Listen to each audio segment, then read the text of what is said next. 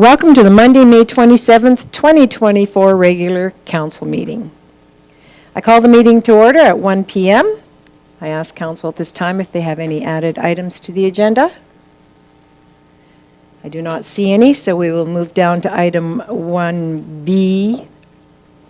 Adoption of the agenda, please. Yes, Councillor Wilson. Thank you, Mayor Dahl. I make the motion that the regular and closed council meeting agenda for Monday, May 27, 2024 at 1 p.m. in council chambers be accepted as presented. Thank you very much, Councillor Wilson. I will now call for the vote. Those in favor? That's carried. Very good. Now we're going to page 3 of your agenda, and that will be for the regular council meeting minutes. And I am seeking approval by general consent. Are there any objection to adopt May 13, 2024 minutes? Very good. Seeing none, the minutes are adopted by general consent. Moving down to item 3, delegations and presentations. Would this be a good time to introduce her? At this time, I would ask our Director of Finance to introduce Vanessa to you. Thank you, Mayor. It's my pleasure to introduce our municipal intern. She's going to be with us for the next 18 months. Vanessa Hu, if you want to kind of just stand up here. Yeah, sure. So Vanessa comes to us from Vancouver, where she got her degree in Econ Poli Sci from the University of BC. Yeah, so we're super excited to welcome Vanessa today.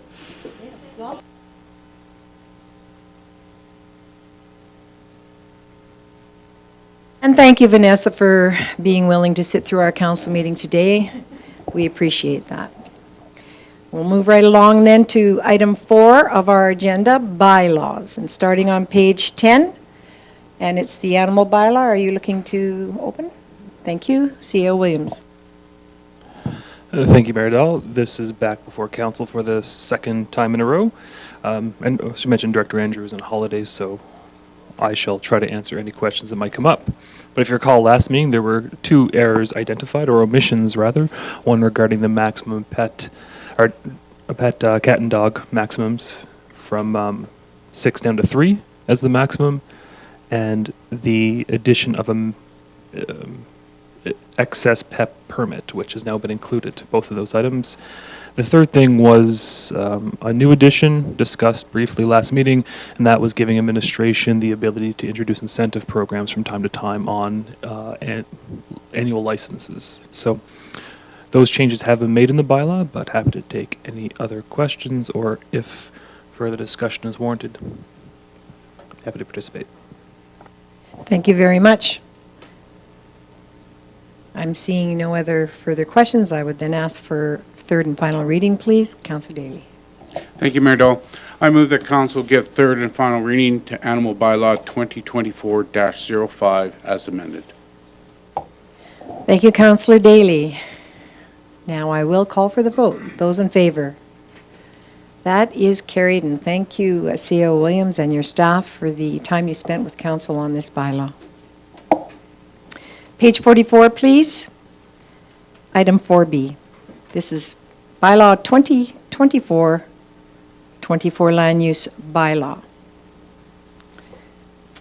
And I have a little note I would just like to share before we get started. When bylaw requires a public hearing, elected officials are encouraged to reserve all debate until the public hearing has been conducted and we receive public input on the proposed bylaw. This allows elected officials to consider all perspectives, and it's in the best interests of the municipality without bias and preconceived options. Just a note for the viewers, and we'll move forward with this bylaw, land use bylaw, and CEO Williams we're going to go with first reading on the floor then. I'm sorry. Deputy Mayor. Thank you, Mayor Dahl. I move that bylaw number 2024-24, amendment to the land use bylaw 01-23 be given first reading as presented. Thank you. I'll turn it back to CAO Williams. Thank you, Mayor Dahl, and thank you for the initial clarification.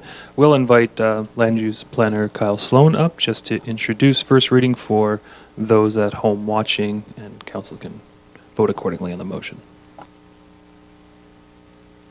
Welcome, Kyle. Thank you, Mayor and Council. This bylaw application, or bylaw amendment application, is for rezoning for two parcels at 4110 and 4250 47th Avenue. These are industrial parcels. The applicant is seeking to rezone them from Industrial Business District, IB, to Light Industrial, I1. That rezoning would come with one change in permitted uses and a number of additional discretionary uses that may be possible for development permit applications. As this is first reading, the land use bylaw states that council must give it first reading. So the recommendation is that bylaw 2024-24 be given first reading as presented, and that Monday, June 24th, 2024, at 1 p.m. in council chambers be set as the date, time, and place for a public hearing on this bylaw. Thank you very much. Would there be any errors of the administrative or procedural kind with council this time? Seeing none, we have a motion on the floor, and I will call for the vote for first reading. All those in favor? That's carried. Thank you.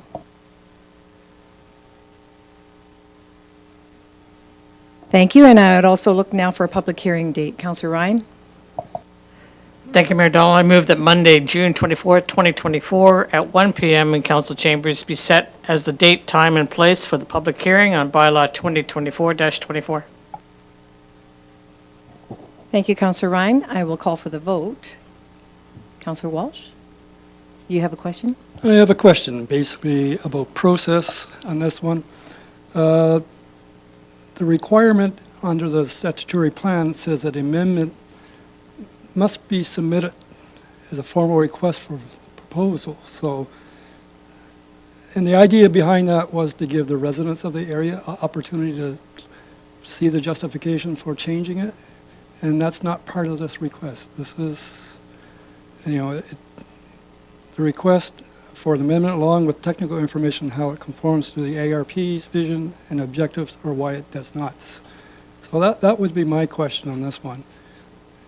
Because to show up at a public hearing, people aren't prepared because they don't have the information that even council would get in advance. So I just question that.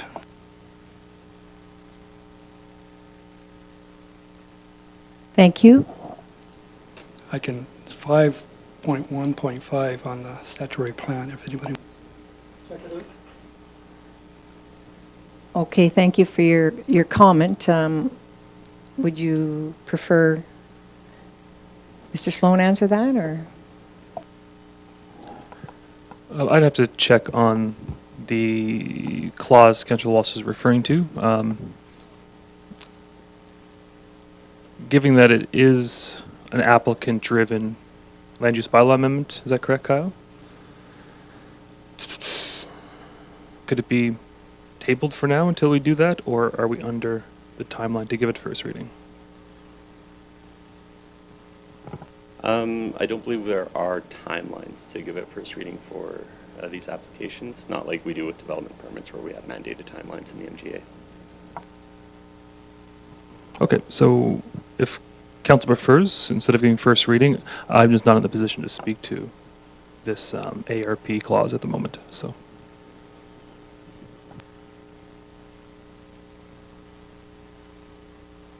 Already voted on first reading?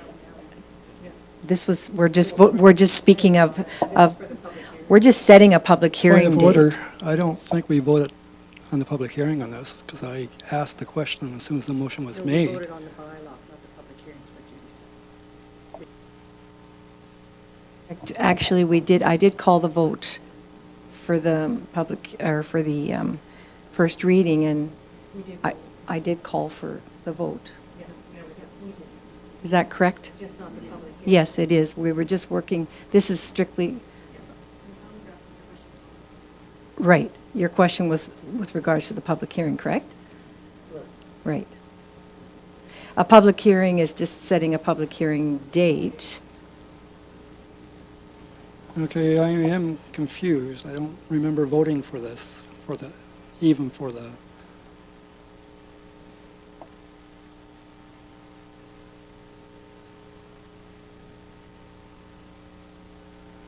Yes, Councillor Ryan? Thank you, Mayor Dahl. I believe we did vote for the first reading of the bylaw. We have not voted for the public hearing. I put the motion on the floor. I think having it out almost a month here before it comes to a public hearing should give adequate time for a response to Councillor Walsh's comment by next meeting. And then if something has to happen, then we can alternate, change the timing for the public hearing after that. But we might as well set it now, and, you can't do retroactive timing. So why don't we do that and then have a response to Council Walsh's comment come back for the next meeting, or even later today if it's possible to get an answer today.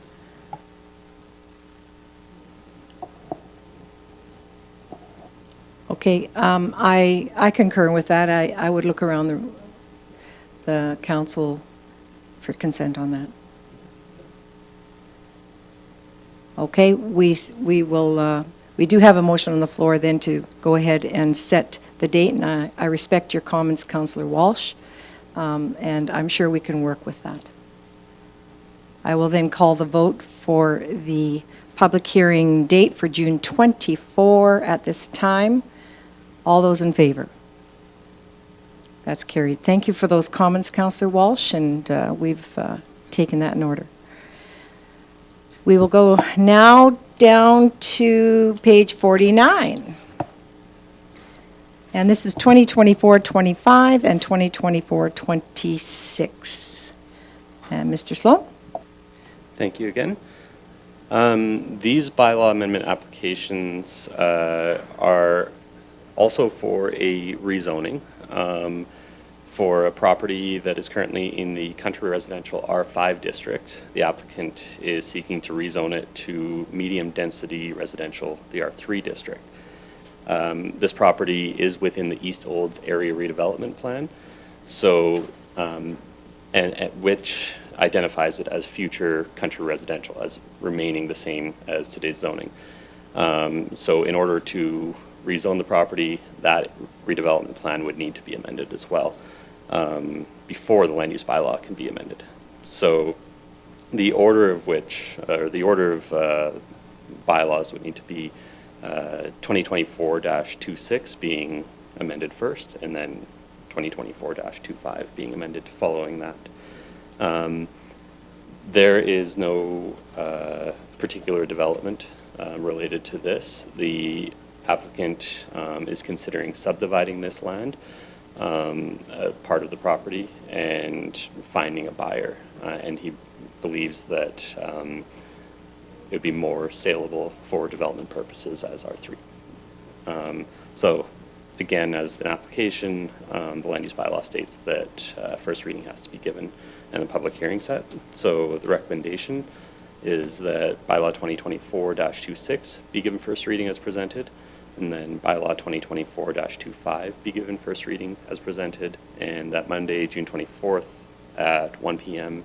in council chambers be set as the date, time, and place for public hearings on both of these bylaws. Thank you. Thank you very much. Councillor Walsh? yeah, just point of order. I may have jumped the gun on the previous one. This is the one I meant to have. I was flipping through too fast. This is the one where the requirement is to justify their request so that residents in the area will know ahead of time. Like, I have no problem with this going forward, but again, in all respect to the residents in the area, they should have that information in advance instead of showing up at a public hearing and just hearing then what is going to be said. And again, that's in the East Olds Redevelopment Plan 5.1.5. So I would encourage that to go out too. Thank you. Is there standard practice for that right now as we're speaking? I do have, I believe, 12 letters printed off that would be going in the mail to those adjacent property owners if, or once the public hearing is set. Good. Any further comment? Yeah, no, again, it doesn't meet the requirement of explaining why the person thinks it will fit in, and that's the question. Just to change the zoning, that's, yeah. I believe administration has heard you, our CEO has heard you, as well as Mr. Sloan has heard you, our municipal land use planner. I would like to move forward with what we have in front of us, and they will be able to provide further information. Yeah, I have no problem with that. Very good, thank you, Councillor Walsh. So we will be starting with bylaw 2024-26 amendment first. Councillor Wilson? Thank you, Mayor Dahl. I make the motion that bylaw number 2024-26 amendment to East Olds Area Redevelopment Plan be given first reading as presented. Thank you, Councillor Wilson. I'll call for the vote. Those in favor? That's carried. And now we'll go down to 2024-25. Oh, Councillor Ryan? I move that bylaw number 2024-25, amendment to the land use bylaw 01-23 be given first reading as presented. Thank you, Councillor Ryan. I will call for the vote. Those in favor? That's carried, and now we're looking to set our public hearing date. Somebody on this side? Oh, Councillor Blatz. Thank you, Mayor Dahl. I move that Monday, June 24th, 2024 at 1 p.m. in council chambers be set as the date, time, and place for public hearings on bylaws number 2024-25 and 2024-26. Thank you, Deputy Mayor Blatz. I will now call for the vote. Those in favor? That's carried. Very good. Page 57 now of your agenda, please. This is bylaw 2024-27. Mr. Sloan? Thank you again. This land use bylaw amendment application is for a site-specific amendment for a property in the Highway Commercial CH Land Use District. The amendment proposes adding the use self-storage facility as a permitted use on this property for the purposes of expanding the business that is already located there. The agenda package has photos showing the site behind. This is behind the existing commercial building where they would be developing this storage facility, and the photos just show the context that it is in. The recommendation is that bylaw 2024-27 be given first reading as presented, and that Monday, June 24th, 2024 at 1 p.m. in council chambers be set as the date, time, and place for a public hearing. Thank you. Thank you once again. I'd look for first reading at this time, please. Councillor Daly. Thank you, Mayor Dahl. I move that bylaw number 2024-27, amendment to the land use bylaw 0123 be given first reading as presented. Thank you, Councillor Daly. I will now call for the vote. Those in favor? That's carried. And setting public hearing date for June 24th? Councillor Blatz. Thank you, Mayor Dahl. I move that Monday, June 24th, 2024 at 1 p.m. in council chambers be set as the date, time, and place for a public hearing on bylaw number 2024-27. Thank you, Deputy Mayor Blatz. I'll call for the vote. Those in favor? That's carried. Thank you very much. We're moving down to page 62 in your agenda. Please, item 5A, new business. And this is the Committee of the Whole policy recommendations. C.O. Williams? Thank you again, Mayor Dahl. So in the May Committee of the Whole, Council had 4 policies in front of it for review and consideration. And what came out of there were And we see now is three separate recommendations. The first recommendation is rescind 504C for equipment maintenance. B is to approve with no material changes or mark as review 104C and 501C respectively. And that one policy, if you recall, playground inspections, that we did want to change our timeline, that we will respond to safety-related concerns just for manpower capacity. That's being reviewed, and one material change, so therefore amended as 903C. But happy to take any further questions that may have arisen between then and now. Okay. Before we start passing motions, perhaps then, if you have further questions, you could put them on the floor. Seeing none, I would like a motion, please, for the rescinding. Councillor Wilson. Thank you, Mayor Dahl. I make the motion that council rescind council policy 504C, equipment maintenance. Thank you, Councillor Wilson. All in favor? That's carried. Thank you. And also for item B, Councillor Walsh. Thank you, Mayor. I move that council move the following policies have been reviewed with no material changes needed and approve them as presented. Policy 104C, letters of support, and policy 501C, utilities. Thank you very much, Councillor Walsh. I'll call for the question, or yes. Those in favor? That's carried, thank you. And finally, item C. Councillor Ryan. Thank you, Mayor Dahl. I move the council, the council move that the following policy has been reviewed and with one material change needed and approved as presented, policy 903C, playground inspection. Thank you, Councillor Ryan. I will now call for the vote. Those in favor? That is carried. Thank you. Page 70 of your agenda, please. This is item 5B. CEO Williams? Thank you again. So notice a motion from several months back on council remuneration. Wait, is this the notice of motion? No, it's not, is it? Is it? Perfect. Okay. I was just testing you all.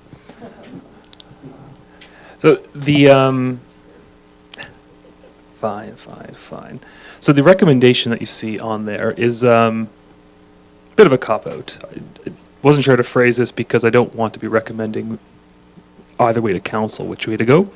But just so you're aware, and you are aware, I know, that we will take any motion council chooses to put in place of this receipt for information. I'm going to pass it over to Director Lindeman in a moment, but just the background as it reads, even though it's a little short on the number side, that we have, even prior to this notice of motion being executed, investigated what a salary model for elected officials could look like. That mainly involved our own internal payroll processes and that switchover, and largely the commissions, of which I believe there are 4 that pay separate per diems.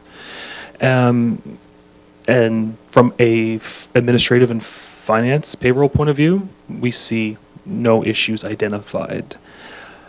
So what it comes up to now is council preference. How much does a fixed compensation model work for you in favor of the current structure that you work under? I believe that's more of either a personal or logistic consideration at this point. Sheena's going to add a bit of flavor just on what that, because there's no budget implication. It will just be based on what councilors budget for at the start of each year. But Sheena can add some flavor on what that looks like in terms of monthly stipends or annual allotments. So, Sheena?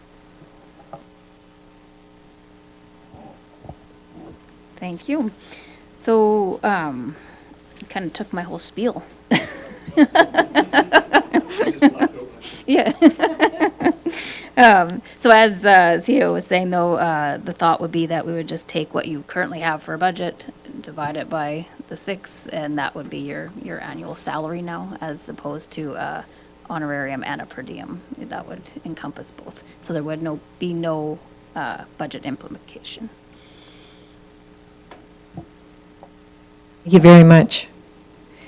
I believe that with with the question that we've got in our request for decision, of course, what we're hearing our CAO say is that council will debate the merit of a salary model and decide, of course, down the road. And so if there is a different motion, or as I would like to go by consensus of council today, that administration can bring it forward for final consideration.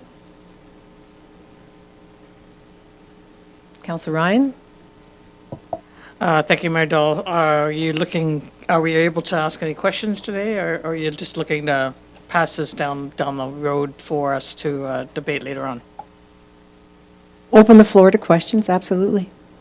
Okay, thank you very much. Then I do have a question, and that would be, so in our council budgets, we don't have listed on there what the commissions pay, and I'm on 2 of those commissions. So I'm just wondering how you are going to implement that into the numbers, or are you just looking at, having the commissions pay separate, and you're looking at just salarying what we have for our budgets and then dividing it and figuring out that way?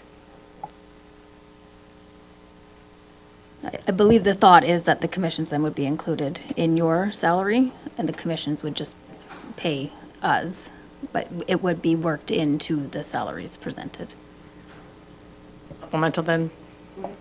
So on our budgets then, it doesn't show what those commissions are paid. So how would you know? I do have the information from the commissions, and we would work that in there. Yeah. So there would be no budget implication per se, right? Like it would be a in and out, is kind of what I meant, but. Deputy Mayor? Thank you, Mayor Dahl. And I guess just a comment through you to Director Lindeman, that's what I would suggest. It would be, to me, a very easy fix. If we were on a commission that would pay us separately, they would just automatically pay towards the town, and the town, it could be probably even a separate line on your pay, your honorarium or salary pay that would show the commission paying this much for this meeting. Because sometimes our meetings do vary, and sometimes the costs are different. I know for my commission, depending on whether we travel or do a Zoom meeting. And so therefore, that would just be billed directly through payroll, and payroll would add it to our monthly or semi-month or bi-monthly honorarium. I think it would be a very easy fix. So help me understand a little bit then, would that be more transparent and clear to the public that there is that extra salary being paid? Certainly, it could be included very easily, and people could see exactly what we're paid and how we're paid. And I don't think that should be a secret anyway. I never have thought that. Correct. Okay, we'll go back there. Councillor Wilson. Thank you, Mayor Dahl. I'm sure everybody remembers, I was the one that put forward this notice of motion back in February, so I wouldn't support just accepting this for information or presentation at this time, and to use the proverbial phrase of just kicking the can further down the road. I would hope that one way or the other, council around the table today would come to a decision, consensus, and thereby a motion that would either say, yeah, we're going to go ahead with this salary model, which I support, or we're going to park it forever, I guess, until October 2025 and beyond. And to me, this meets everything that I like in the salary model in terms of efficiency and removing low-value work for councilors as far as preparing the timesheets, low-value work approving the timesheets, and then keying them in, having payroll administration key them in. So I support the salary model, and I would hope one way or the other we would come to a decision here today. Thank you. I concur. Thank you very much. Deputy Mayor Blatz? Thank you, Mayor Dahl. And although I do support a salary model and always have done, I do believe that council should have one very fulsome discussion in regards to this, whether it's in an open meeting or we have an ad hoc committee of the committee of the whole, and discuss this and determine exactly what the job duties are going to look like and all of those types of things. Because I think that we need to make sure that if we're all going to be paid on an equally, that we are all doing the same jobs and we are all carrying the load for the town and representing the town and the citizens that have elected us in an equal basis. So, I mean, although I do support this salary model and looking into it, I do believe that we should have a conversation and ensure that all of council does carry the same workload. I do see that that was in the request for decision, and I'll tell you, if it's, whether it's self-policed by council and the mayor, helping in that area, we won't have to really worry, because no problem, the citizens will sure know, and they will police, because it is important to them, as a lot of us even heard, for budgets, so. Who had their hand up? Councillor Walsh. And then Councillor Cummings. Yeah, I don't really support going to a salary. And the reason being, if we all had individuals' budgets analyzed to a salary today, it would be a different salary for everybody. You'd take an average, but that really doesn't work for a part-time council, to my knowledge. Over the years, been on council with many people. Some of them have obligations outside of council where they can't participate to the level that would be expected, where everybody works equally. So I just don't see it working well. And it's got to create issues that we haven't even foreseen yet. To say that it's easier, I would say the stress on administration is negligible when you're talking about filling out monthly expense forms. But so I really can't support moving to a salary. There are always winners and losers, even today. If you take the average, those who have a high will have to lower theirs, and those of us who have low will have to, I guess, get a bonus. I'm not sure how you would justify that. So, no, I don't support moving to a salary for a part-time council. The Cummings, you were next. Thank you, Madam Mayor. So Councillor Blatz brings up a great point that ideally everyone on council would have the same workload and same commitments, but that's in practicality impossible, right? We'll all have different workloads and different commitments as we move forward. The question I have for administration is, because of these different workloads and commitments, is it expected then that each councillor have a different gross pay or identical gross pays based on an average workload of the average councillor? Hope that we That was didn't have any directly a average question for councillors. administration. Sorry, Madam Mayor. I was just making a point that I don't believe we have average councillors. Go ahead, CAO. Thank you. To Councillor Cummings' question, it would be meeting the average. Everyone would be paid equally.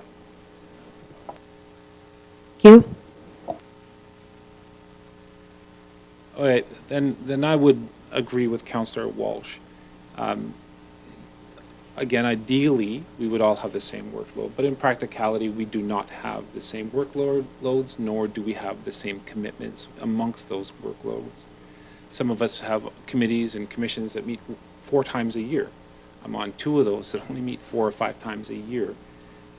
That's not the same workload as, say, someone who is on a committee that meets, or commission that meets every single month, or even more than that for plenary mission.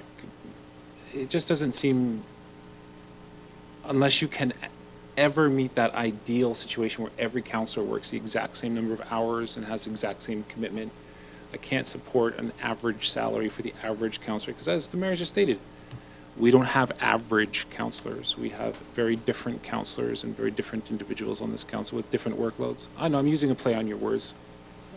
Thank you for recognizing that. Councillor Ryan? Sorry, Councillor Daly and then Councillor Ryan. Thank you, Mayor. I would agree with Councillor Blatz's comments in regards to having a equitable or equal workloads. And also to go along with this, this model would also be equitable value for every hour that the councillor puts into a committee meeting, whether it's commission or whether it's a ABC committee that we're sitting on as well. Right now, there's a huge difference between commission work and committee work. And I don't think that there should be that gap there involved. And I think that would then also help councillors decide on an equitable workload as well to even out those numbers. I also agree, though, that I don't know whether we're going to come to a consensus here today. I think this is a lengthy topic area that needs to have some thorough discussion as Councillor Blatz has recommended, maybe taking it to the committee of the whole and having some good discussion there. So that's my comments for today. Thank you. Councillor Ryan?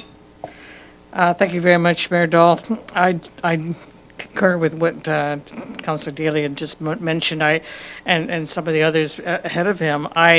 We do have different requirements for our time on different commissions and committees.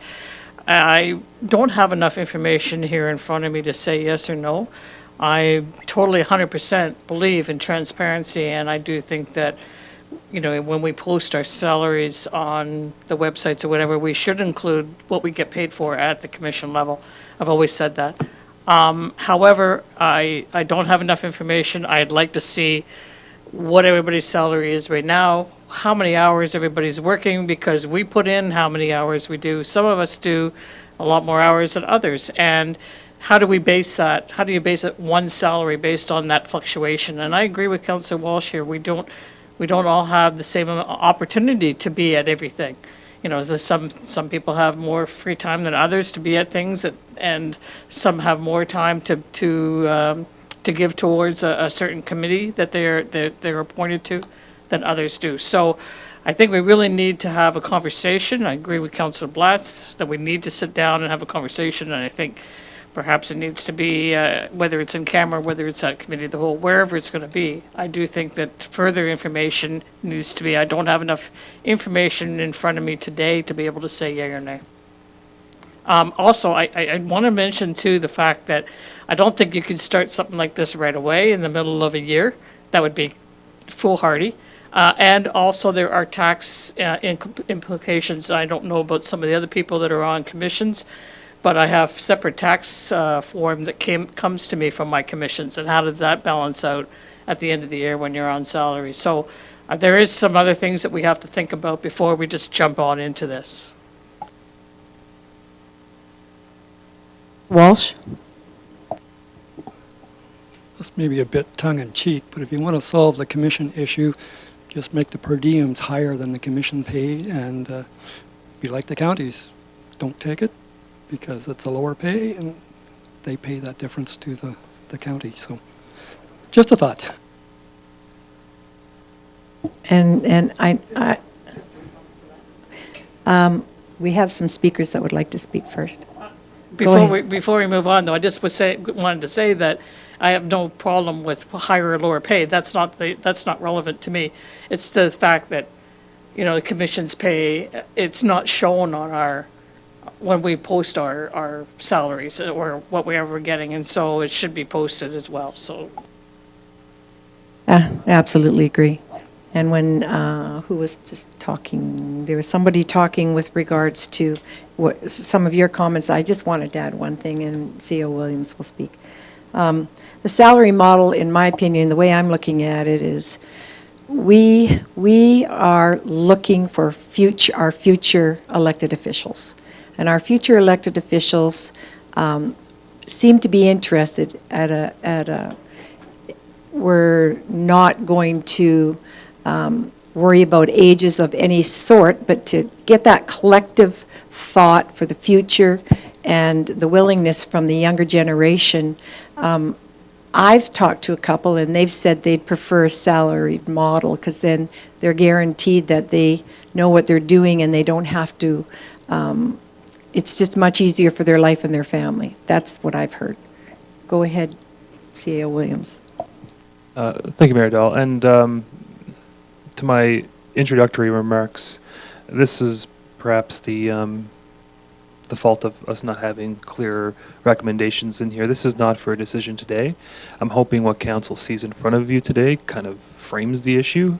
And administration, I think what we hope is that council either directs us to bring it back to, let's say, community of the whole for further discussion. That's where we could add some things like what that 2024 salary would look like on a monthly basis, and how perhaps the organizational meeting would have to be restructured to ensure equitable distribution of workload, and what we think could be the advantages and disadvantages of, let's say, attracting new candidates to run, and other things. I'm sure I'm not speaking of. But on the flip side, if council, if 4 of you think that this is just not worth our time, same thing, it's not on us to decide that.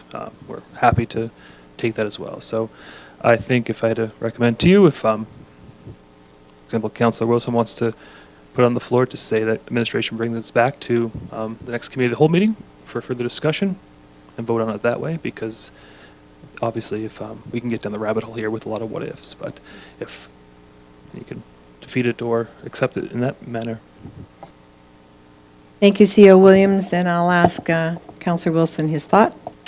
Yeah, just my final thought, and I certainly hear and understand the concerns from my colleagues around the table. I don't know if we'll ever get to a point of agreement, in part because we are defined as part-time counselors. And so to virtually everybody's point here, yes, we all have different degrees of availability and flexibility in our schedules. So perhaps by the very nature that we're defined as part-time counselors, we will never have an equal distribution of workload.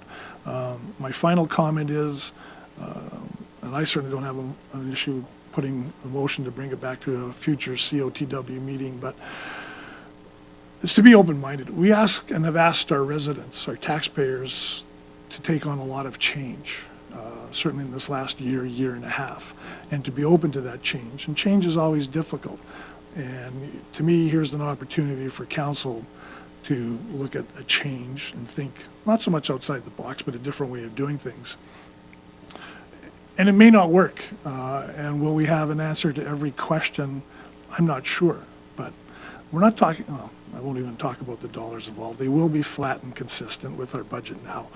But we have asked our people, the people in the town, our citizens, our taxpayers, to take on a lot of change, whether that's around zoning, whether that's around parking, whether that's around high-density housing. So to me, here's an opportunity for council to accept some change. If you want a motion now, Mayor Dahl, I would certainly put a motion that administration bring this back to a future COTW meeting. Was that your motion then? Yes, I do want a motion, and it would only be fair for all council around this table. So were you able to get that, our legislative clerk, Martha? This is the motion on the floor. Any further questions? I'll call for the vote. All those in favor? Opposed? That's carried. Thank you for everyone's comments around the table, and we'll move forward and down to item, page 74, please. 72, item 5C.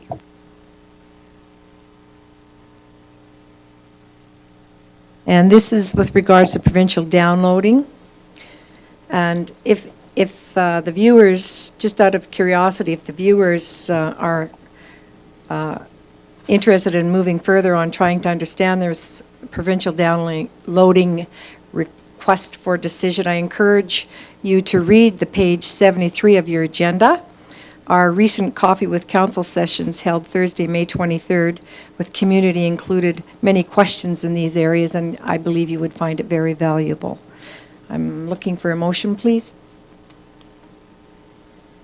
Councillor Cummings. Thank you, Madam Mayor. I move that council accepts the provincial downloading report for information. Thank you, Councillor Cummings. Question, Deputy Mayor? Thank you, Mayor Dahl, and through you perhaps to CO Williams. This information was very good, and I was quite impressed to see it. And what I'm wondering is, will we be sharing this with our residents so that they realize the challenges that we as a council and you as administration have had over the past few years with some of the downloading and changes, which has affected our budgets? And part of the reason why we've had to make some significant changes in how we are doing things and the costs associated with that, particularly in service levels and such, and road maintenance and all of it. So I'm just wondering.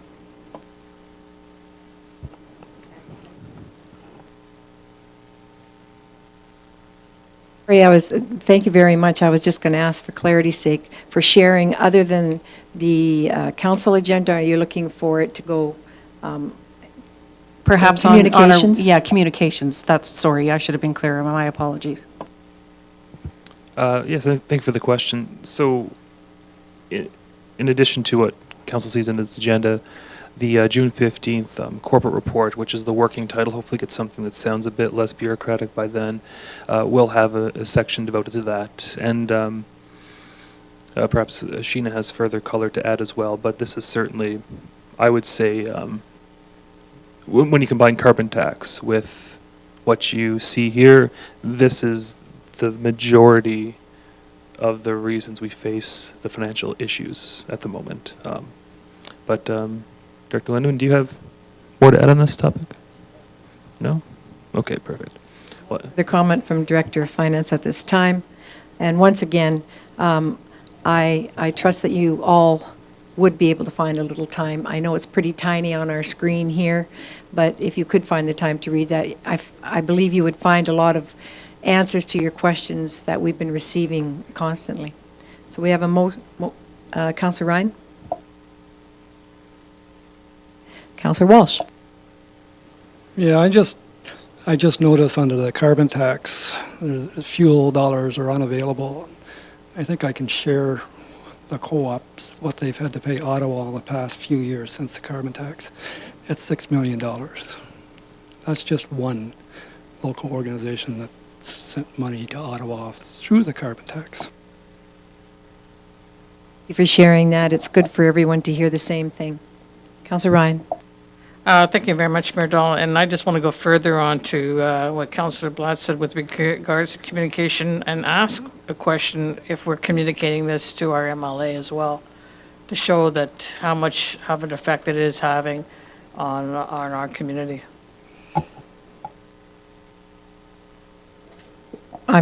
That's a question that we can certainly move forward with, and through the CEO and myself, we can certainly draft a letter if it's council's wish. Thank you. Good question. Councillor Wilson?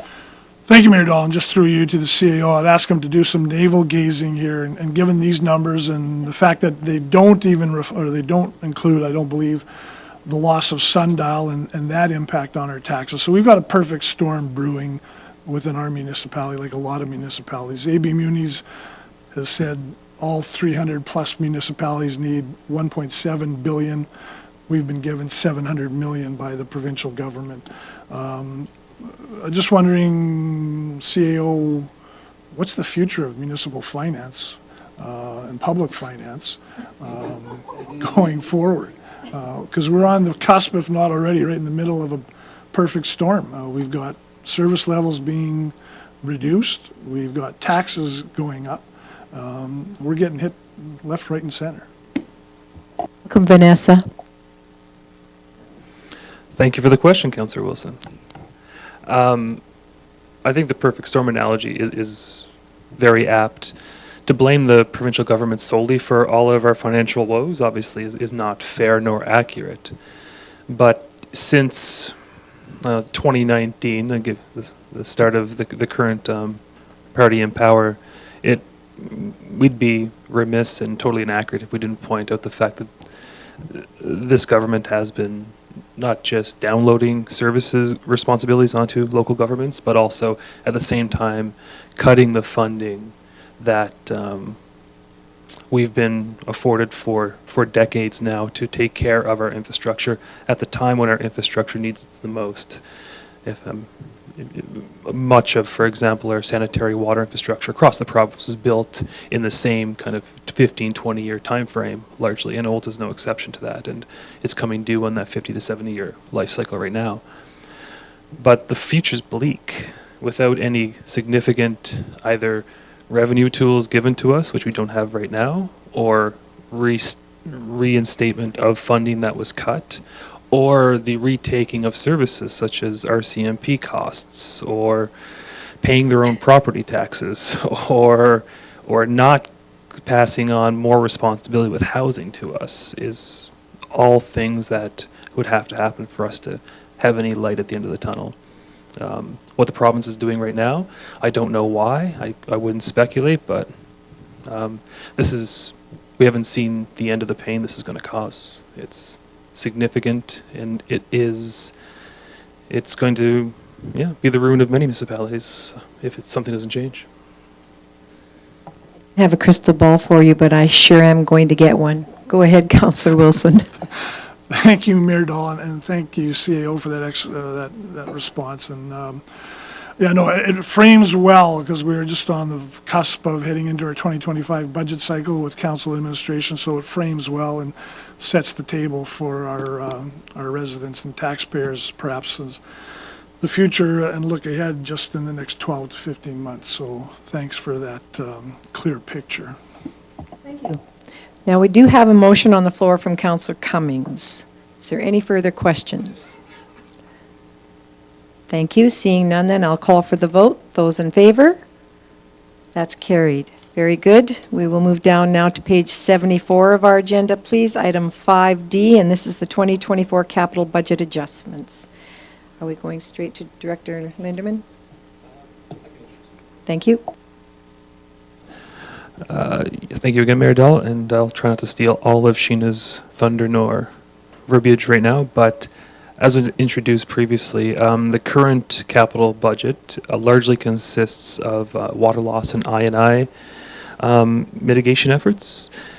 The $1.5 million or so in place has been largely expended, and that has taken the form of largely investigative processes, leak detection, CCTV inspections through our sanitary systems, water meter projects. We are now asking for an additional $400,000 to focus on, to enhance our relining efforts right now in our sanitary pipes and our manholes, with year-end report will be available to us and then to council, of course, and to residents, with hopefully a precise, prioritized effort on what our future at least 10 years of capital priorities have to look like under the asphalt to correct our water loss and infiltration efforts. But Sheena, what does it actually mean? Thunder stolen. So just on the financial side of this, we're just increasing the 1.5 million that we had previously budgeted to water loss and I&I to 1.9 million, and that 400,000 would be coming from reserves. Thank you. Does council have any questions? May I have a motion, please? Deputy Mayor Blatz? Thank you, Mayor Dahl. I move that council approves the adjustment to the 2024 approved capital budget in the amount of $400,000 for a total 2024 capital budget of $5,447,331 as presented.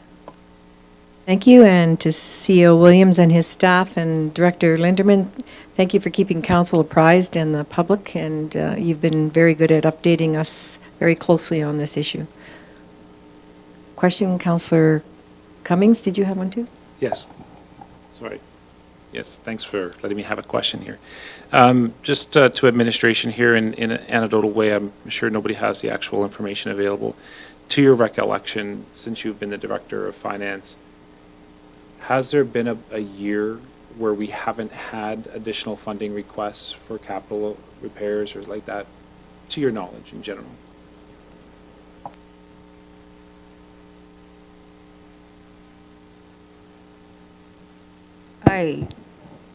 No, it's typical to have budget adjustments throughout the year, yeah. I can't recall if there's been a year without. In my time, there's never been a year without. But good question. Thank you, Councillor Cummings. We have Deputy Mayor's motion on the floor. I will now call the vote. Those in favor? That's carried. Thank you. And page 77, please, item 5E, the Residential Development Incentive Program. CEO Williams? He's going to share today. So today this is being brought forward in regards to the Vistas Phase 6B development. Council Policy 1003C allows for council to grant a reduction to a portion of municipal taxes on the land. This incentive program is a 3-year max with a sliding scale of exemption. once the parcel does sell, immediately becomes fully taxable, however. The impact of the incentive being presented today would be a reduction in our municipal tax revenue of $18,570. Thank you for that. I appreciate that. Are there any questions from council? I would be seeking a motion, please. Councillor Daly? Would you like to do a motion? Yeah, thank you, Mayor Dahl. And I just have a question. After talking with the developer, have they, is this actively going to be developed? Are we looking at these parcels selling after the program has ran its 3 years, or are we looking at these lots sitting empty for the next 3 years and then going from there? Do we have any, I guess, idea of timelines that the developer's looking at here?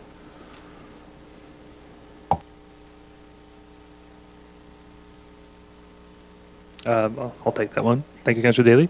Vista 6B, if you've been in the Vistas lately, is the northwesternmost portion, and it is under active development right now. So I haven't driven through in a couple of weeks, but I believe at least a third of the lots have been sold, and another few are under, I think, active consideration based on what I understand. And I believe there's 5 housing starts right now in there. So I think it's moving quite well, to be fair, compared to the previous phase, which was a bit more on the higher end of lot pricing. But we believe within 3 years, all the lots should be sold, in which case they become ineligible for the program. Excellent. Thank you very much for that information. Yeah, it was since 2007 was the last time we actually looked at that, wasn't it? Yeah. So, any further questions? We have a motion from Councillor Daly. Not yet, actually. Oh, But if you would like me to make the motion, I will. I have your name on here, so. Okay. Thank you. I move the council approve the inclusion of the Vistas Phase 6B development in the Residential Development Incentive Program. Very good, thank you. I'll call for the vote. Those in favor? That's carried, thank you. And now page 78, and this is our Chief Administrator Officer, Brent Williams, performance evaluation. And I would ask for a motion put on the floor, please. Okay, I saw a hand, Councillor Cummings.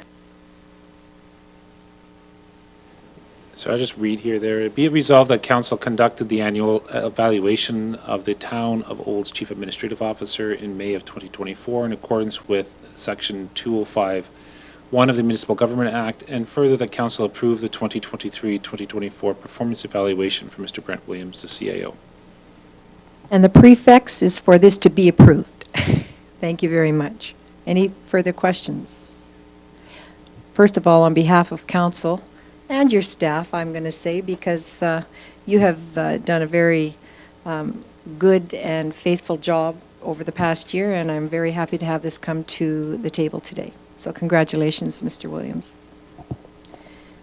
I'll call for the vote. All in favor? That's carried, and we carried it for you. We'll keep moving. That's right. All right, now we're moving down to development permits, and I believe who will be speaking to these? Will this be development officer? Thank you, Sherry. Says page 79 for those who are watching, item 5G. We will be starting with development permits. Thank you, Sherry. The floor is yours. Thank you, Madam Mayor, councillors, and CAO Williams and Director Linderman. Sorry, can you hear me? Okay. Say that. This application is for the Cornerstone Crescent Multiple Housing Developments. It contains lots 23 to 30. This area is zoned as the Medium Density Residential District, which is R3. And permits were originally issued for this development in 2007 with the development of the 36-unit condominium, and then in 2009 with the remainder of the development, which had 2 more 36-unit condominiums, 19 duplexes, and a community amenity building. Unfortunately, development stopped, and they only built two duplexes. The 2007 development permit has now expired, and here we are today. applicant is proposing to build 4 duplex dwellings, which would have 8 dwelling units, and administration recommends approval subject to the conditions. Thank you. 8 more lots, that's wonderful. I would ask council at this time, do you have any questions for our development officer? Very good. I would ask for a motion, please. Councillor Ryan. Thank you, Mayor Dahl. I move that council approve development permit application DP 24-055 as presented, subject to the conditions listed in the attached draft development permit.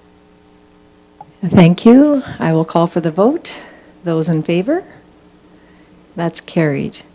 And to the next variance for DP 2462, and we'll have a little note in regard to the actual approval of this will be 062 rather than 081 is what we are approving. Go ahead, Development Officer. Thank you, Madam Mayor. This application is for 5234 43rd Street. This is a low-density residential property in the R1 district. The applicant is proposing to add an addition onto his existing garage. The addition would be 16 feet by 8 feet 6 inches. And in 2012, the applicant had received a approval to have the side yard setback for that garage to be 0.62 meters. And the request today is to have that reinstated for the addition so it can be in alignment with the existing wall. The applicant is putting it on an existing garage pad that is in front there, and the eaves will not extend on this addition into the side yard setback, and they will be flush with the building. So the side yard variance that the applicant is requesting is 38%. And administration recommends approval, subject to the attached conditions, with the addition of number 16, that no flammable or combustible items shall be stored in the addition. And this was upon the request of the Safety Codes Officer. Yes, thank you very much. Does council have any questions? Very good information. May I have a motion, please? Deputy Mayor Ryan, or Deputy Mayor Blatz. Thank you, Mayor Dahl. I move that council approve development permit application DP 24-081 as presented, as amended, subject to the conditions listed in the attached draft development permit. It's amended to say 062. 062, pardon me. Thank you. I see that now. Sorry, I apologize. Thank you very much. So the development permit 24-062, I will now call for the vote. Those in favor? That's carried. And we are going to jump all the way to page 101, item 5I. Go ahead, Development Officer. This application is for daycare and mixed-use commercial at grade, which may include office, indoor merchandise sale, which is retail, and apartments at 4510 51st Avenue. This is located in the Highway Commercial District and located within the Uptown Area Redevelopment Plan. The applicant is seeking approval for a 6-story building with apartments on the apartments on 4 floors. They will have 8 2-bedroom units and 6 1-bedroom units. Proposed daycare is a permitted use, and mixed-use commercial is discretionary, which requires council's approval or decision. Administration recommends approval of this application, subject to the conditions stated. Thank you very much, Sherry. Does council have any questions at this time? I'm hearing none. Just a minute, page 1. What page? Oh, very good. Let's get a motion on the floor. I've got 2. I believe Councillor Daly was first. Thank you, Mayor Dahl. I move that council approve development permit application DP 24-074 as presented, subject to the conditions listed in the attached draft development permit. Thank you very much. That's for the day care and mixed-use commercial. Thank you. Very good. I will call for the vote. Those in favor? That is carried. And we were moving to our last development permit on page 116, please. And that's item 5J for the viewers. Thank you, outdoor storage yard. Go ahead. This application is for the location of 5701 47th Avenue, and it's the light industrial area. The applicant is currently seeking extra storage area for larger items that they sell at their auction mart that is currently located at 4613 54th Street. The applicant is proposing to plant a row of spruce trees inside their property, not on the berm. In the RFD, it says not no the berm. That should be corrected to on the berm. For the portion of their property that faces 46th Avenue and Highway 2. The entire property except the entrance will have chain link fence, and the entire site will be gravelled, and except for the hard surfaced approach, which will extend 9 meters from the front property line, and that is the adjacent to 47th Avenue. Outdoor storage is a discretionary use, and council is the development authority. The applicant is requesting a 100% variance to the minimum 10% requirement of landscaping. And administration would like to point out that they are doing, in exchange for doing the 10%, they are doing a continual row of spruce trees in exchange for that. The Southeast Industrial Park is a focus and attraction of our new and expanding businesses within the town of Olds, and we are pleased to see this historic local business moving on. Thank you. I believe we are as well. I would ask for any questions for Sherry at this time. Yes, go ahead, Deputy Mayor.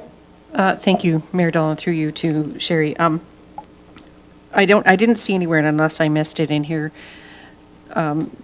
with this development, is there anything in here or anywhere that they are doing anything to mitigate dust and such? Because we do recognize that throughout time, there's been quite a few concerns with residents around the area, with dust and noise and such. So the spruce trees, I realize, will mitigate some of that, but not all of that situation. So has there been any conversation with these individuals as regarding what they will do for dust control? And I'm just asking that question. It was posed of me, and I would like to share that with everyone today.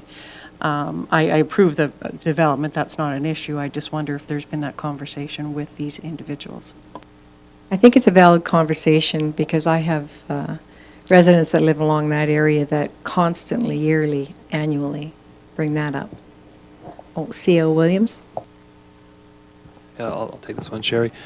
This is something we discussed as once we were aware of the transaction that occurred on this property and then the DP being submitted. Given that the bulk of the issues and business occurs on the parcel to the north, we couldn't regulate that north parcel in the same way. And given that this is just storage at the moment, it wouldn't require the same level of, say, dust mitigation. We're right now in an interdepartmental flux because that then becomes municipal enforcement's concerns if they're not adhering to whatever's in our bylaw around dust or noise or unsightliness. And we have worked with the property owners in the past and will continue to do so. It's just it's difficult because they have been here for many decades. They are continuing to operate the same business. They're just being more successful now. So we are trying to balance that private property being respectful of their rights and plus the adjacent landowners' rights to not be adversely affected. Long story short, I don't have a great answer right now, but it's something we are well aware of, and we have to figure out a better solution. Thank you, C.O. Williams, for that, and I recognize that as well, and I do appreciate this business that is in our community because it's definitely a benefit to have them in our town, for certain, and I wouldn't want to deter them from developing further, but the question was posed of me, and I said I would bring it up. I felt this would be an ideal time. So thank you for that information. Yes, it's definitely, the Olds Auction Mart basically was born here, and we're trying very hard to learn and move into the future working together. So thank you for that. All right, if there's no further questions, let's get a motion on the floor. Councillor Wilson? Thank you, Mayor Dahl. I make the motion that council approve development permit application DP 24-081 as presented, subject to the conditions listed in the attached draft development permit. Very good. I will now call for the vote. Those in favor? That's carried. Thank you. We will move down to correspondence and information, page 124, item 6A, and I'll ask for a motion on the floor, please. Councillor Walsh, would you like to do that? Sure, thank you, Mayor. I move that the correspondence and information report ending May 27, 2024 be received for information. Thank you very much, and here we are bringing back once again some correspondence with regards to a letter that was addressed to our Premier Smith on our town's behalf, as well as referring to Bill 20. Any further questions to this motion? I will call for the vote then. Those in favor? That's carried. Thank you. And now we're on page 132 of your agenda, please, and these are reports from council, boards, commissions, and committees. And I will start. We do have 2 reports in the agenda, and I'll just go around the table and continue on. So let's start with Councillor Cummings.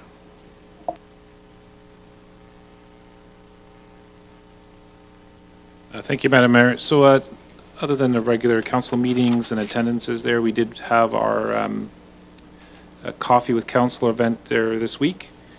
Several citizens came out and expressed their concerns. We compiling, I guess, a little report there to see how everything went.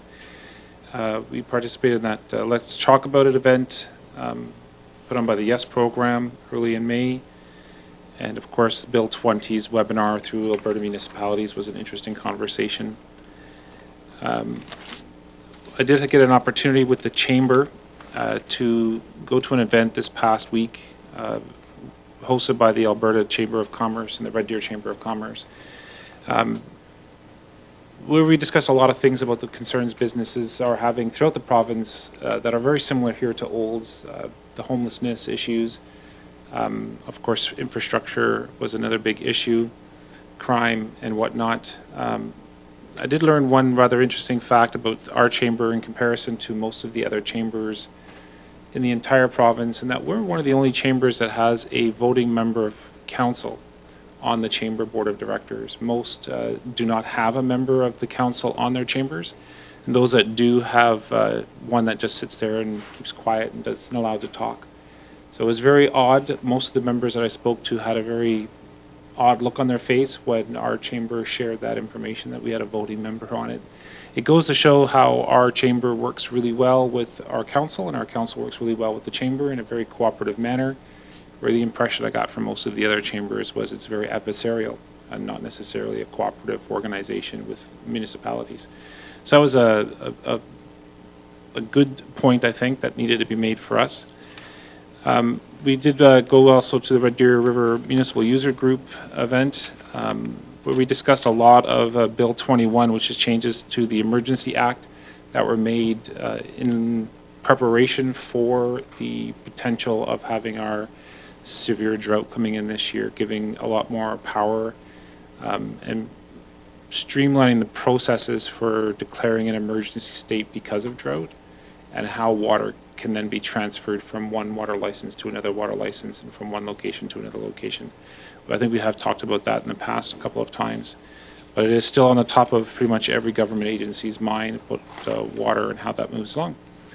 Other than that, though, that was the highlights of my month. Thank you. Thank you very much. Councillor Walsh? Yeah, thank you, Mayor. Yeah, I attended all council meetings that were there and participated in the priority setting sessions and the CEO review, and did attend the Bill 20 May 8th session. It's quite informative. I had a Parkland Regional Library Service board meeting on May 16th. And it's interesting, the audit, MNP came and said that it was the cleanest audit they had ever experienced in their recent history. There was nothing to note to either management or the board It was a rare event, so kudos to the financial team at Parkland. The budget will be increasing about 1.9% this year. 2.8% of that will be salaries. They've moved to they moved the population back to what the province has gotten away from the Treasury Board. But interesting enough, that drops the population by 9,267 people, which means it will be a 63% increase for the coming year over last year. Where if they had stuck with Treasury Board numbers, it would be a 41-cent increase. I haven't looked at the town numbers yet. I don't know if it has any impact on us or not, but it's just an interesting comment. Also, the issue around the membership agreement has been put to rest. I'm not going to say put to bed, but the information back, if you open that agreement, it's anywhere from 1 to 4 to 5 years to work through it. And it seems like a lot of people did not understand it's an agreement between the member municipalities, not Parkland, and it needs to be negotiated between those 60-some different municipalities involving their legal counsel and Parkland's legal counsel. So everybody said it's not going to be finished before the next election, so let's not do much of anything. So that's the highlights, but it was an interesting meeting. Our local library meeting last week, May 6th, and interesting, they had their art contest. It only raised $500, but the board discussed it had a high participation rate and engagement. And we thought at the beginning this would be a good money raiser because you got kids to do the art and they auction them off and maybe parents would buy them, who knows. But you give the option to the kids to keep a large percentage of that money and they keep it. They don't give it back to the library. So but they decided to keep it because it's such a high participation rate. The next fundraiser will be June 23rd, the summer book sale. So if you want to spend a little money for the library, come do that. I attended the Olds College Board of Governors on the 23rd. Our CEO did an excellent presentation. It'd be at a little overtime, just for the rest of the staff's knowledge. And again, participated in counselors' coffee session in the Legion on the 23rd. Very much. Councillor Wilson? Attended the various community-specific events, the Yes Chalk Talk and the Holy Trinity Sparks Carnival, the Town Appreciation Barbecue, to name a few, as well as the Coffee with Council. I attended my first Community Futures Central Alberta board meeting, which, if you remember, Kelly Kerluck from that organization met with council back in September of last year. And it's a funding alternative for new startups as an alternative to banks. They don't necessarily compete with banks and financial institutions. It's an alternative stream of funding. And so we did ratify a few loans. I think right now their total portfolio under management is about $4 million in loans.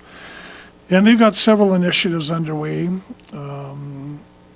including helping and working with business in Central Alberta around digital services and maximizing their digital services, and certainly trying to improve their awareness and their outreach into the Central Alberta community in terms of the awareness of Community Futures as a lending institution. So it's an interesting organization. There's 7 or 8 board members. They've got a very good executive director in Kelly, and I'm very interested to see how the next little while will go. We've got our AGM coming up in June, and the symposium that they're hosting in Red Deer in September. So.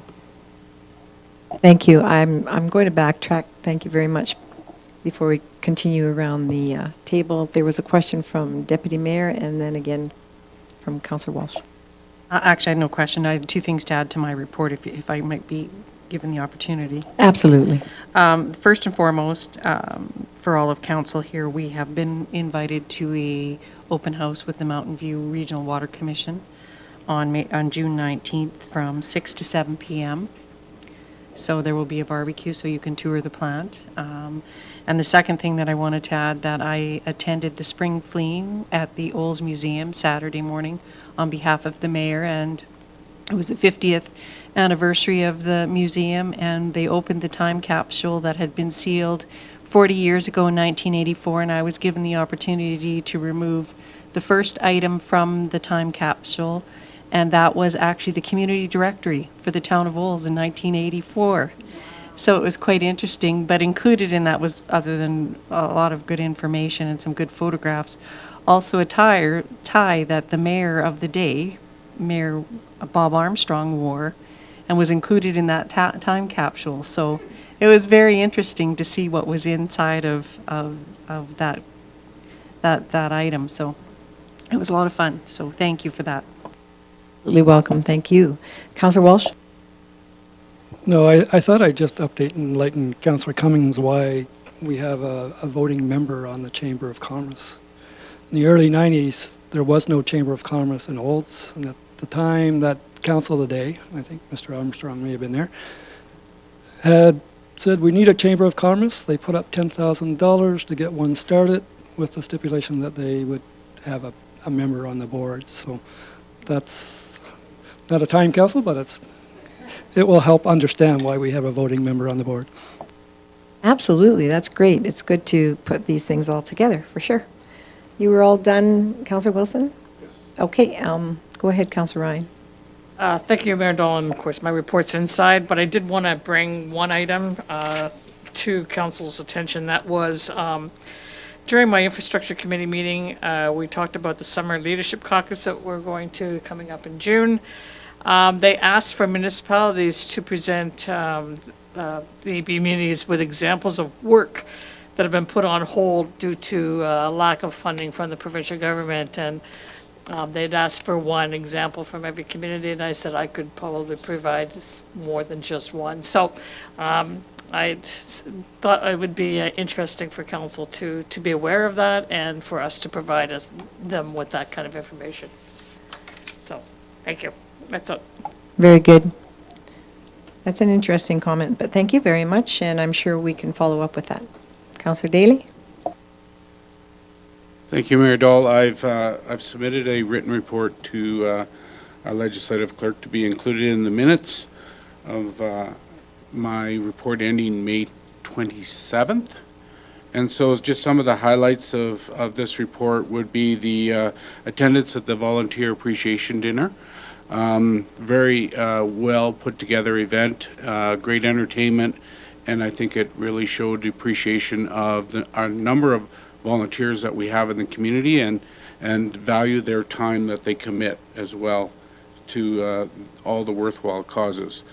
I also attended the Let's Chalk event as well as the Spark Carnival at the Holy Trinity Church, and I also volunteered our school, and I also attended the staff barbecue and cooked up hot dogs and hamburgers, which I'm getting very good at, actually. I think there was about 500 hot dogs at the Let's Chalk, and I think there was probably a couple hundred hamburgers at the staff barbecue. So anybody that needs any short order cook work done, just let me know. Also, of course, attended 2 sessions of coffee with councillors, one at Bean Brokers and one at the Olds Library. Also, I'm a member on the Professional Healthcare Attraction and Retention Committee, and we have spent the last part of a year getting our feet underneath of us and getting a plan in place. And so in the last year, we've really concentrated on the retention part of the healthcare professionals. So we've been making our presence known in the clinics and in the hospitals and so forth, bringing gifts, bringing coffee, showing our appreciation to the healthcare professionals that work in those facilities. The next stage going forward is we are going to be actively working on attraction of healthcare professionals to our community. And so we have a few ideas that we are moving around and we'll definitely get deeper into conversation as we meet going into the future. So good things coming out of that. I'm also on the Economic Development Advisory Committee, and you may have seen the announcement or heard of the announcement of the $400,000 approximately that was given to us, Town of Bowles, in grants in regards to economic development. And so this money is going to be used to hire 2 individuals to help out in that area. And I think our CAO Williams has indicated that one of them would probably be working towards that marketing and advertising of our Mount View Power portfolio. And so that's a really great benefit in that, giving back to the community, but also that other position to help Sandra promote the Town of Bowles and get that commerce built up in the town. So with that, I think one last announcement. Rural Health Week starts off May 27th, runs till May 31st. So please, when you see the postings on social media and or in the community, that you share them, add them, pass them on, do something good for your rural healthcare provider this week and show your appreciation. Thanks. Thank you for that. And we did a municipal minute for the radio in that regard, and it started today, I believe, or today. It started today. Started today. So that's thank you right. very much for I doing hope that. you heard it. I haven't heard it yet. I've Oh, heard okay. that it's been on. So Good, thank you very much. And I also have submitted a written report for the record. I don't want to repeat a lot of what everybody else has just said at this point. I'll just try and highlight for the sake of time then. Some that I haven't heard, well, the reports from April 23rd to May 27th, that's the month. So on the 30th, the Mayor of South Central Alberta actually met through a Zoom meeting with regards to a dissolution discussion, and we've come to the conclusion that we will speak one more time before we actually make that final decision. There was, I am also part of the Committee of the Whole that other councils are around the table. I don't need to repeat others that went around the table. I could give you a couple of highlights here. Of course, April 23rd was the RCMP presentation with Staff Sergeant Warren Wright and his specialist airdrie detachment. The Oldson District Chamber of Commerce breakfast was part and parcel of that, and it was simple steps for protecting your businesses and security tips on what to look for business security on property. It was very well done, and thank you very much for that. And on April 26th, Deer Meadow School, grade 6 class local government studies, meeting with Mayor on local issues was attended with Deputy Mayor Ryan and the Director of Services, Justin Andrew. The guiding question for the speaking was, can you think of an unfair, unsafe, or problematic situation that is affecting the well-being of citizens living in Olds? I found the engagement was rewarding and the potential solutions were on the table, and I believe that we all had some great questions. On April 27th, IODE Alberta was celebrating their 104th annual general meeting, and they had a keynote speaker. Her name was Jeanette Festival. She was an RN from Northern Star Mothers Milk Bank. I had never heard of that before. I thought I'd share this with the viewers just in the sake of understanding and seeking to understand what they do. So healthy donors express excess milk to help sick and fragile babies. And also mothers that have lost their children continue to express to be able to share. So Olds IOD supports and donates to this life-saving cause as well as many other causes. Some of these we've heard. I'm just going to move down to, of course, the Hike for Hospice was May 5th, and it was very well attended, and I would really advise all the community members or citizens to visit the Hike for Hospice website for a connection and walk, and to be able to understand what the possibilities are. There's a lot of volunteerism there. May 24th, well, it's high school graduation this year. For the cap and gown ceremony, we had almost just under 1,000 attendees in that gym. It was well attended, and congratulations to each and every 2024 Olds graduate. Well done. Thank you. And I'll get a motion, please, for reports. Thank you. Councillor Blatz. Thank you, Mayor Dahl. I move that the reports from councils, authorities, boards, committees, and commissions ending May 27th, 2024 be received for information. Thank you, Deputy Mayor Blatz. All those in favor? That's carried. Thank you very much. Finally, on our agenda, we're page 140 at this time, and it's our Chief Administrator Officer report. Thank you, Mayor Dahl. Just a couple quick things outside of the action item list, which has been modestly updated on the screen. Council has seen via email a draft of the 2024 update of the strategic plan based on the priority setting session earlier this year and the more recent ranking exercise we went through. There's also a new section which Council can deliberate on June 10th, with the advocacy piece being built into the strat plan, whether or not Council likes that going forward. But it's in your inboxes, and it'll be before Council in a couple weeks, so encourage any feedback you have then or even prior to.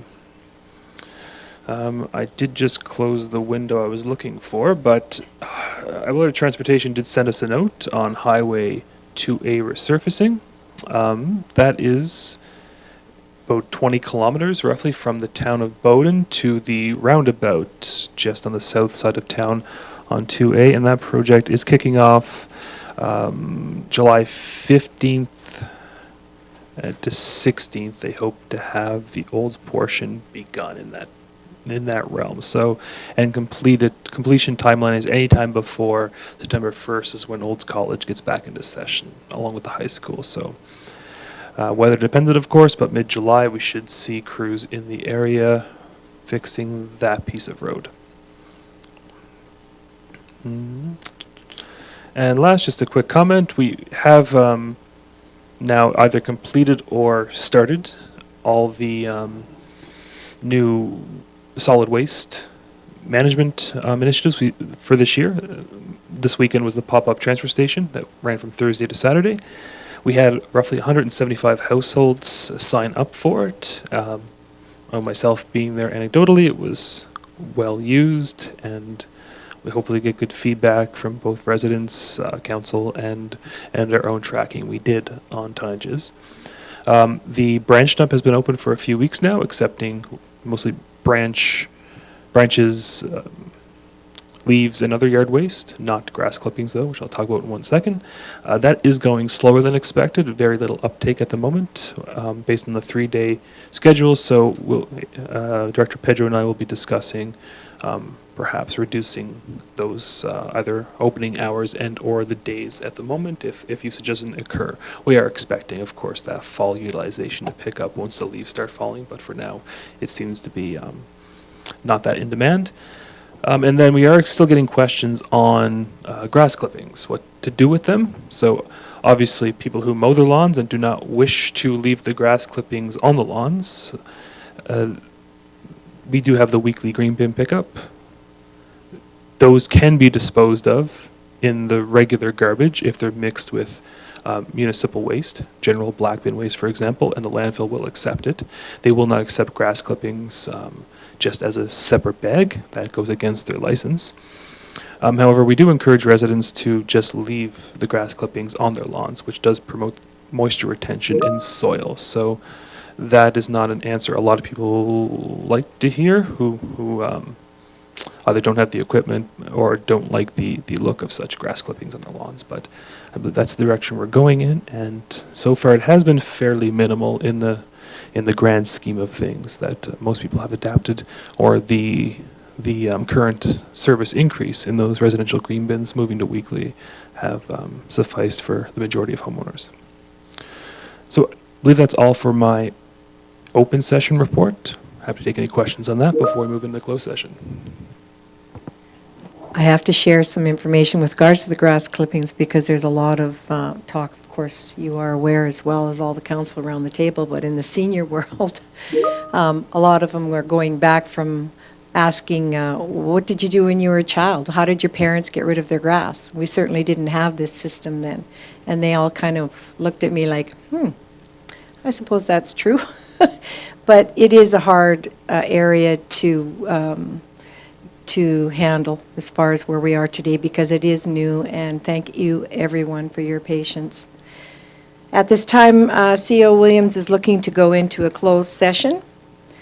And for those of you joining us via live streaming, the meeting stream will be replaced by a graphic while council is in a closed. Yes? Point of order. We haven't accepted his public report as for information yet. But- Haven't got a motion on the floor yet. But we do? No, because we're going into closed and we will vote on it when we're done the closed meeting. Is that correct, It's Marcy? not how we've done it in the past. First, and then we That do was closed. That was his open. That- Okay, you Yes. want to close it here? That's very fine. Thank you, Councillor Ryan. Would you like to make that motion? Sure, I just have a comment to make, and then I'll make the motion, and that was, I just heard from a neighbor of mine on Sunday, just kudos to the town to do the pop-up transfer station, and they also love the kick it to the curb, so just wanted to pass that along to yourself and to staff for doing that. And I'll make the motion that the Chief Administrative Officer report be accepted for information. Thank you for bringing that to my attention, Councillor Ryan. I'll call for the vote. Those in favor? That's carried. Thank you very much. Now we will move into a closed session. And prior to that, for those of you joining us via live streaming, the meeting stream will be replaced by a graphic while council is in a closed session. And when the graphic is removed, that will indicate that the meeting is ready to reconvene. I now ask for a motion, please, to move to closed. Oh, were you, Councillor Walsh? Yeah, I move that we move into closed session under Section 16 of WIP. One on real estate and the other one Olds Regional Exhibition. Who do we ask to stay? Everyone here? Okay, that's my motion. Thank you. At 2:37 PM, all those in favor? That's carried.